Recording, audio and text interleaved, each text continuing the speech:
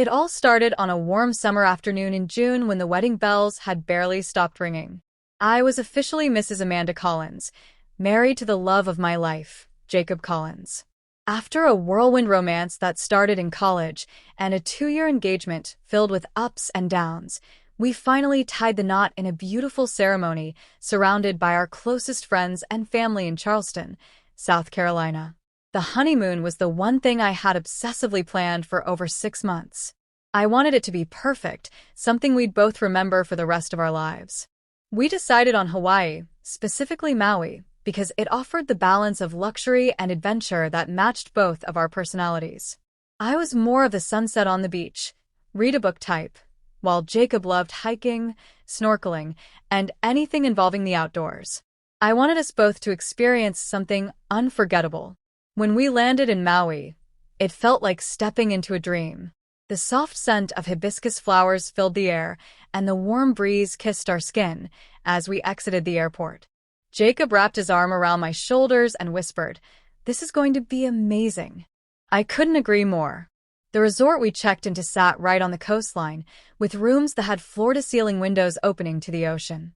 The sound of waves crashing against the shore became the soundtrack of our nights.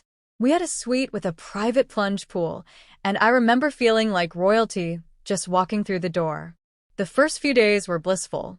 We woke up late, ordered breakfast in bed, lounged by the pool, took long walks on the beach, and laughed more than we had in months.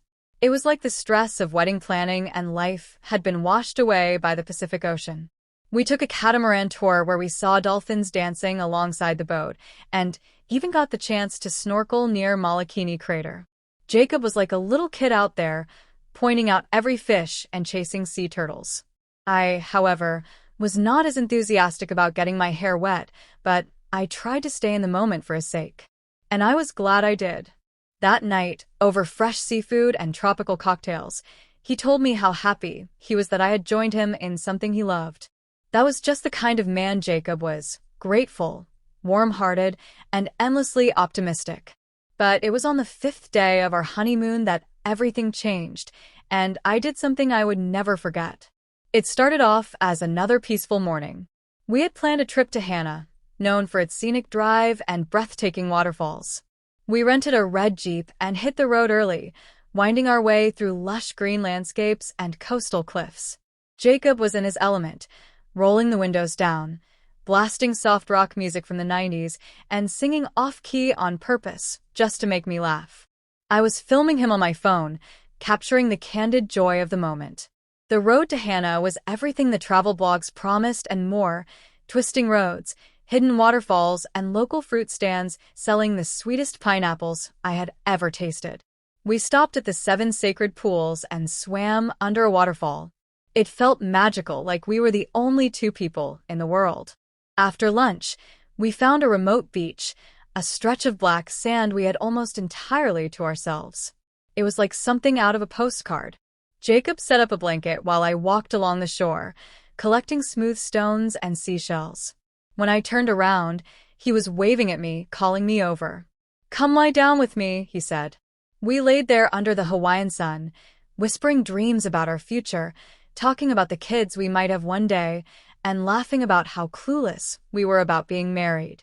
I felt so incredibly happy in that moment, truly, deeply content. But that night, something happened that shattered that peace. As we drove back to the resort, a sudden storm rolled in. Rain pounded against the windshield, and the narrow roads became slippery and dangerous. Visibility was terrible, and we could barely see 5 feet ahead. We should have pulled over, but Jacob wanted to get back before it got worse. I gripped the door handle, trying to hide my fear. Then, around a tight corner, it happened. A deer, or what I thought was a deer, darted into the road. Jacob swerved hard to avoid it, and the Jeep skidded. We spun out of control and slammed into a guardrail. The airbags deployed instantly. My ears rang, my heart raced, and everything went blurry. I turned to look at Jacob, and my world froze. He was unconscious, slumped against the steering wheel, blood trickling down his forehead. I screamed his name, shaking him, but he didn't respond. My hands were trembling as I reached for my phone and dialed 911. The operator's voice was calm, asking questions I could barely understand. All I could say was that my husband wasn't moving. The ambulance arrived what felt like hours later. They put Jacob on a stretcher, and I rode with him in the back, clutching his hand, whispering over and over, "Please don't leave me." At the hospital, they rushed him into emergency care. A doctor came out 30 minutes later to tell me he had suffered a concussion and minor internal bleeding but would likely recover. Relief flooded my chest so hard I dropped to my knees and cried. For the next 2 days, I barely left his side. He eventually regained consciousness, groggy and in pain, but alive. "Did we miss the rest of the honeymoon?" he joked with a weak smile. That was Jacob. Even in pain, he tried to make me smile. I laughed and cried at the same time. When they released him from the hospital, the doctors recommended he rest and avoid flying for at least a week. We extended our stay and moved to a quieter bed and breakfast near the beach. That's when I did something I never expected. I was walking to the local pharmacy one morning to get some supplies for Jacob when I saw a young woman crying outside a cafe. Something about her looked so lost, so broken, I couldn't just walk past. Asked if she was okay. Her name was Lily, and she had flown to Hawaii for her honeymoon too, except her fiancé had called off the wedding just days before the trip. She had come anyway, hoping the ocean would heal her heartbreak, but it hadn't. We sat together for hours, sipping coffee and talking. I told her what had happened with Jacob and how close I had come to losing him. She said my story made her realize that life could flip upside down in a second, and maybe she wasn't as broken as she thought. Over the next few days, I invited Lily to join us for dinner, beach walks, and quiet conversations on the porch. She became like a little sister to me. And Jacob, ever the kind soul, welcomed her with open arms.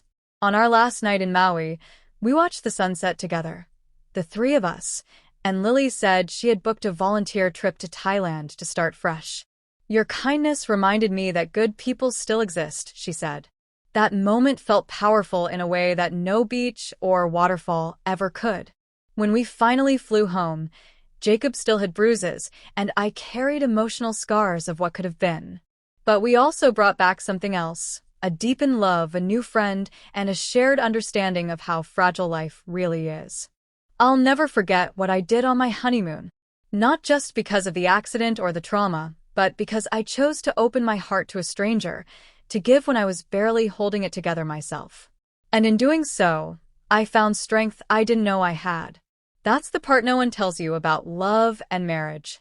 It's not just the perfect photos or tropical just